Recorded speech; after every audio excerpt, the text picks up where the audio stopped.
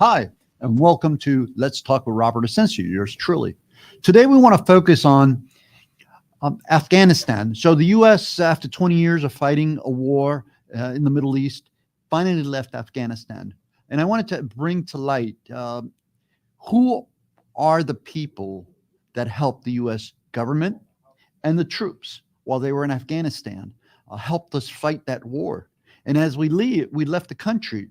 We agreed as a country that was in Afghanistan in war to stand by our partners, those that helped us. Today, to talk about this and talk about those that are now brought from Afghanistan to the U.S. is MIshka Ahmed. She's with Community Changemakers. Welcome, Mishka. Can you key her up? Hey, how are you? Hello, how are you? So good to have you here with us. You're based in South Florida, but today you're joining us from Ohio, right? Yeah, I have a friend's graduation, so I couldn't join you in person. Outstanding. So, Mishka, real quick, let's get into this topic because it's very important. At the end of the holy month of Ramadan last week, you guys, those who observe the Jewish Muslim faith, celebrated Eid Fakir, Correct. the end of again Ramadan, and you brought to light something that is happening right here in South Florida that some call them refugees because that's what they're categorized, but it's really the Afghanistanians who have been brought here by the US government into our community, and now they're amongst us. And who are they and what did they go through? And can you tell us a little bit, put what's going on and give us a little context as to who they are? Yes, I'm happy to. So in South Florida right now, we have over 600 Afghan allies who were evacuated in August 2021 when the Taliban took over the country of Afghanistan after a 20 long year war where troops, interpreters, all sorts of folks in government, they were helping the U.S. Army, U.S. humanitarian mission people in Afghanistan on the ground, helping make sure that women and children have access to school. Women have their rights. Over the last 20 years, we've had many allies, especially for our military, U.S. Army, Air Force, Navy, etc. And the majority of the folks that are here in South Florida were in some way or form affiliated with the military aspect of it. There are other people who were evacuated who were, like women in college, or which is now not allowed over there with the Taliban in charge. Even right now, as of today, they have not let older girls go back to school yet either. It's 2022 in Afghanistan. So the people who over the last 20 years, special forces, interpreters, anybody who has been an ally to the US, over 70,000 the US government has evacuated almost overnight. For those who have been, involved in refugee resettlement, I myself have been involved with refugee resettlement for the last couple decades, volunteering and whatnot. Usually, a refugee goes through an entire 1 year at least process before they even touch US soil. So this was a very like unprecedented situation where like there was just a bunch of planes. They brought them all of a sudden. Of course, they went through, FBI and other checks in a middle country before they came to the U.S. A lot stopped in Qatar or Germany, and they went through all the checks to make sure, everyone is who they say they are and all the paperwork checks out. But then all of a sudden, in late August, early September, we had like a whole thousands of Afghan. The technical term is asylees or evacuees, because they are in all different legal statuses right now. They have a lot of them are in something called humanitarian parole, or if they have a special immigrant visa. And they were hosted in several military bases across the United States until they were sent to the different cities. Like in South Florida, there are 4 resettlement agencies here, who have taken, now currently there are over 600 of these folks. And to give you a little bit more background, I myself am Pakistani, but we're very familiar with the situation in Afghanistan, because 20 years ago, a lot of these folks actually were refugees in Pakistan. And currently, globally right now, Pakistan and Iran, neighboring countries, have the most refugees. And that's unfortunately a situation where the world have to step up, especially the US. We stepped up. We take more refugees than we took in the entire 4 years of the last administration. So but the reason is because these folks were risking their own lives, their livelihoods, their families, uh, you know families' lives, to for safety, freedom, along working along with U.S. military and U.S. government in their own homeland.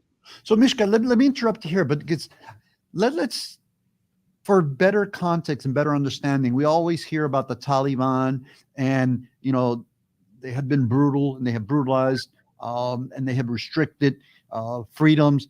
But what did these people give up to help the U.S. government? What would it be like if they were left and stayed back in their country, and did not receive the help of being evacuated out of that region? What would happen to them? And can you give us a little context of what it is like to live under Taliban rule then and now? Definitely, definitely. From all of my talking with not only the refugees and the Afghans here in South Florida, but like often we FaceTiming with folks back in Afghanistan, and they're showing me what it's like over there. How is it living there? It's a definitely a big contrast in the last 20 years when the U.S. was there supporting, than currently right now where the Taliban is in charge. Um, the last 20 years, a generation of girls have gotten allowed to go to university, to school, to pursue careers, to be on the news, to work freely. And obviously it wasn't perfect, it was developing, and the US was there helping the country people, Afghani government, Afghani people advance. And um, what it is now, it's kind of gone all the way backwards to 20 years ago when the Taliban last took over the government. And they said, on the news, they wouldn't do this, they wouldn't do that again, they wouldn't restrict again. But they are right now in Afghanistan. The humanitarian crisis, right, like, is so severe. There's lack of access to food, nutrition, to education, just basic resources that we take, for granted, that every day we would need. And now it's been almost, a year since August.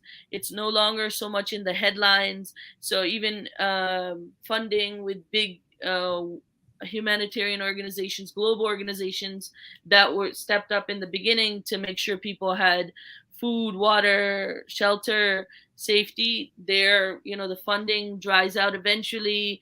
People shift focus to the next, Event, headline. event, So yeah. unfortunately, it's almost like people forget that you can't heal from 20 years of war overnight, 1 year in 1 month.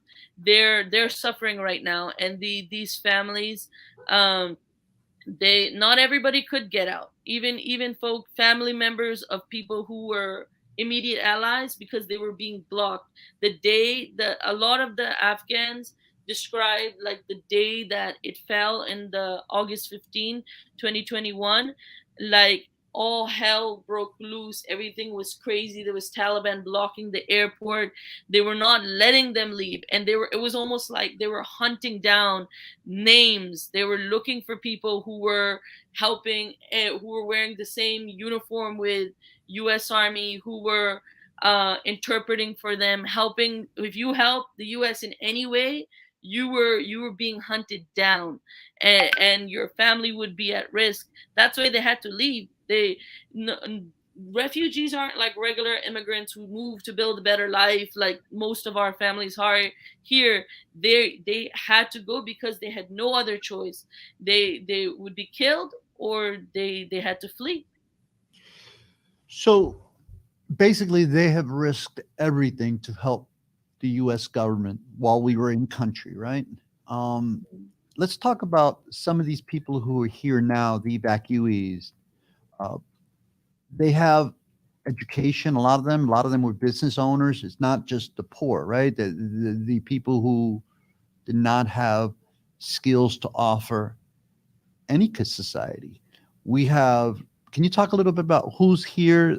Like the caliber of education, the caliber of capacity that these people who have been brought to our allies, as you put them, as you call them, because I think they were just that, our allies. Can you talk a little bit about who they are and what their preparations are and how they plan to integrate into our society? Definitely. There is a big mix between the folks here in South Florida. Like I said, the majority being those who served in the military, special forces with the U.S. Army. But then there are also interpreters, many of which who have advanced degrees, who studied literature. Those who saw the Miami Herald a couple days ago, they interviewed a family who the father was a doctor. There was many university students who were, who are very young, and they were in their education. And there's folks of all sorts of backgrounds. There's chefs. There's, a lot of my experience with refugees has been, our life was, peaceful. We owned our home. We went to work. We had our business. We had Mhm. our lives there, our stores. And all of a sudden, because people think, people assume, oh, they got the golden ticket, they got to come to America. But really, it's a difficult process to be, in a new country where most of the you don't speak, or if you speak English, your family might not speak English. And just how to navigate a system completely different than your own country. It's difficult. You can be, there's folks that are very, very educated, but they just don't know the US system and how it works here. You um mentioned to me, I'm sorry, Shka, you mentioned to me something as simple as insurance, like obtaining insurance for health or car. hmm yeah, It's getting your foreign to them license, things we, we take for granted, riding the bus, how where we know, like if we ever had to, we could look on Google Maps how to get anywhere, do that. But like, because we know we have great transportation in South Florida, right? Public oh, transportation, that I'm is. learning a lot about that as I'm helping these folks. That, there's a lot. Politicians who are listening, elected leaders who are listening, we need better Uh, transportation solutions. oh I'm yeah, sorry. and apparently, according to their friends in other states, they offer like for taking even the license, because a lot of these people drove vehicles for the military, like they know how to drive. But the like other states like California and Texas allow them to take it in their language. Here you can take it in Spanish and Arabic and some languages, Mhm. but they can't take it in their language here. So, first you have to learn English, which you can't do in all of a sudden. But I would say, one of the biggest challenges, I would say, although there's a good group of people that are very educated, but they're educated in their language. So they may be illiterate in English. Yeah. There are other translators and the folks who took, English degrees and such. So that has been a major challenge, because even like Google Translate, if they can't, it's tough. I don't know So how it is for Arabic languages. I know that Google Translate even for Spanish, it doesn't quite get it. yeah, it's Do not not try to perfect. write a dissertation on Google Translate And or in from South Google. Florida, we didn't have a big Afghan American community. We only had like less than 50, I would say, folks. But we have a big Muslim American population. We have friends. We have non-Muslims. Everybody who's willing to help these folks, not because they're Afghan, not because they're Muslim, but because they're allies to Americans. And we respect our military so much, especially here in Miami. They solved veteran homelessness in a few months. And the same level of energy we should give to these folks, because they literally wore the same uniforms, fought alongside these military heroes. And so I see them also as heroes, because they risk everything for So our missions. So thank you to that to all of you who helped the U.S. troops. As a former military person myself, veteran, I can't thank you enough. I know the value of collaboration and assistance from you know foreign individuals where we have been our country's been deployed and operating in areas. In this area, it was very hostile to the American forces. We lost a lot of lives, and probably because of these allies, we were able to reduce the amount of American loss to life and injuries. Misha, in the last, we have 2 minutes left. I want you to tell the public a little bit about how they can help and what we are calling, what's the like call of action for the public to help the individuals who are here in need of help. Where can the public find out more information about what's going on and get more integrated in something that's really affecting us here locally? Yes, definitely. You can follow us on Changemakers FL, and the link to sign up to volunteer is bit.ly/support Afghans. The call to action is folks from all sorts of professions, whether you're a landlord, if you're a mental health therapist, if you're a business owner who's ready to give jobs, if you're just a regular person who has some time to give, be a helping hand to these folks, guide them to resettle in South Florida. We have Afghans in Miami, in Broward, in West Palm, and we would love to have folks from all backgrounds. You don't need to speak the language. I don't speak the language, and we're still communicating. We need your support. We need everyone to step up, for Afghans, for the new Ukrainians who are coming. Everyone, there's even I've heard recently there's a lot of new Cubans coming. There's lots of folks who need support in resettlement. So we would love your support. And thank you so much, Robert, for having me on this, giving us uh, a platform to talk about this big group um, of over 600 Afghan allies who are in our communities, who are our neighbors, who are heroes and need your help in very everyday things on how to integrate into our community. Thank you so much. And look, at the end of the day, I think we said it the other day.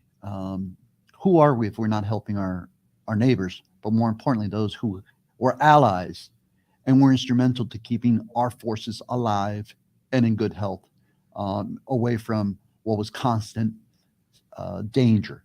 We know our enemies want to kill our soldiers, our troops, our government workers, and we have people who risked it all to be part of that effort to save lives and probably, in essence, protect their freedoms, which are now eroded.